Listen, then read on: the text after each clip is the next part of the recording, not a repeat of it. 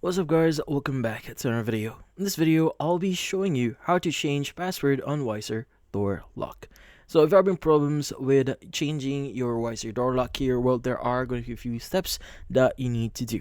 So first is you want to locate the programming button. Now first head over to the inside part of the lock. That's where you'll find a small button labeled as program or something similar.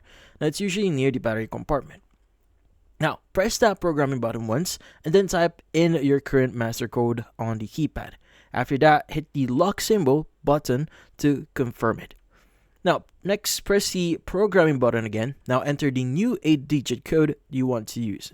Now, once it's in, press the lock button again.